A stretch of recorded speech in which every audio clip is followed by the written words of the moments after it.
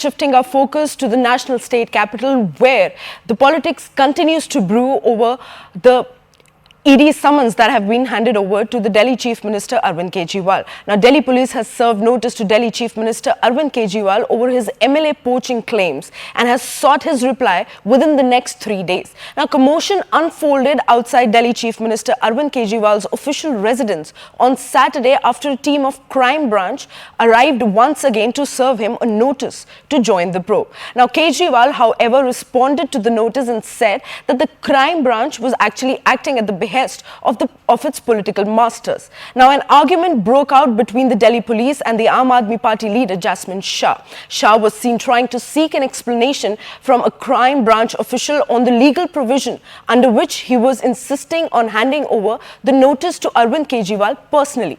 Now, BJP has reacted on the entire incident and has called Kejriwal a bhagoda. Meanwhile, trouble also brews for Kejriwal as he has skipped 5 ED summons for the Liquorgate scam. ED has filed a non-compliance complaint against Kejriwal and the matter will be taken up by the court on 7th of February. Arvind Kejriwal ji ने एक नया शगुफा छोड़ा था कि मेरे 7 MLA को BJP खरीद रही है। ये काम उन्होंने पंजाब में भी पहले किया था, वहाँ पे एफआईआर भी उन्होंने लॉन्च कराई, कहा हम सबूत देंगे, लेकिन उसके बाद कहा कोई सबूत दिया ना उस केस का कुछ किया। लेकिन अरविंद केजरीवाल जी ने सोचा दिल्ली में भी ऐसे ही चल जाएगा, लेकिन दिल्ली में अपने बिछाए जाल में फंस गए हैं। अब जब दिल्ली पुलिस के पास कंप्लेंट गई बीजेपी की, दिल्ली पुलिस अरविंद केजरीवाल जी के घर पे जाके सबूत मांग रही है, बताइए कौन से एमएलए हैं, किनको खरीदने की कोशिश की, कहाँ हैं वो पैसे, तो अरविंद केजरीवाल जी घर छोड़कर भाग गए हैं। अरविंद केजरीवाल जी, ये हमेशा ऐसा काम नहीं चलता। आज अरविंद केजरीवाल और उनकी मंत्री और सारे लोग जो ये आरोप लगा रहे हैं, वो केजरीवाल भाग की स्थिति में खड़े हुए। इसका मतलब क्या है? इसका मतलब यह है कि यह आरोप उसी आरोप की तरह है जो आरोप अरविंद केजरीवाल एक समय पर बिना सिर पैर के लगाते थे गडकरी जी के खिलाफ। यह तस्वीर याद है आपको? यह बड़ी ऐतिहासिक तस्वीर है। यह तस्वीर है जहां पर केजरीवाल ने आदरणीय नितिन गडकरी जी को बहुत सारे आरोपों से कलंकित करने का प्रयास किया था, और उसके बाद जब सबूत मांगे गए, जब प्रूफ मांगा गया और कुछ नहीं निकला, तो यह माफीनामा देना पड़ा। दिल्ली पुलिस की क्राइम ब्रांच एक बार फिर अरविंद केजरीवाल के घर नोटिस सर्व करने पहुंची है। कल रात को भी गई थी, लेकिन मुझे नहीं मालूम अरविंद केजरीवाल जी क्राइम ब्रांच के नोटिस से क्यों भाग रहे हैं। अरविंद केजरीवाल जी, आप जितना मर्जी भाग लीजिए, अब आप बच नहीं सकते हैं।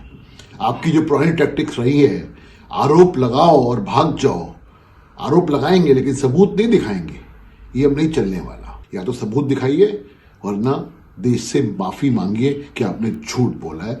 आदतन जो आप झूठ बोलते हैं, एक बार आपने फिर झूठ बोला है, आप बच नहीं सकते हैं। देखिए, ये तरीका बिल्कुल गलत है।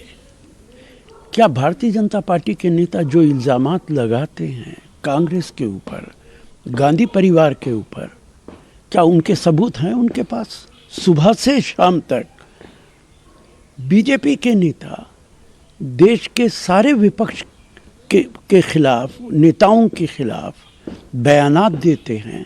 क्या उन सारे सबके सबूत दे पाएंगे? वो नहीं दे सकते। केजरीवाल के खिलाफ इस तरीके का कोई भी कदम गलत है।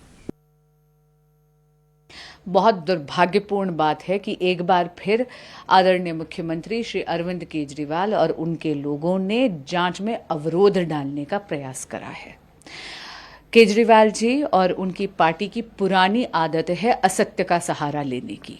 एक बेबुनियाद, झूठा, बिल्कुल कंप्लीटली फॉल्स एलिगेशन उन्होंने भाजपा पर लगाई थी कि आम आदमी पार्टी के एमएलएस को खरीदने का प्रयास भाजपा कर रही है। इसी के तहत 30 जनवरी को हमारे आदरणीय अध्यक्ष श्री वीरेंद्र सचदेवा जी और हमारे माननीय नेता प्रतिपक्ष श्री रामवीर बिढूरी जी ने जाके क्राइम ब्रांच में कंप्लेंट फाइल करी थी।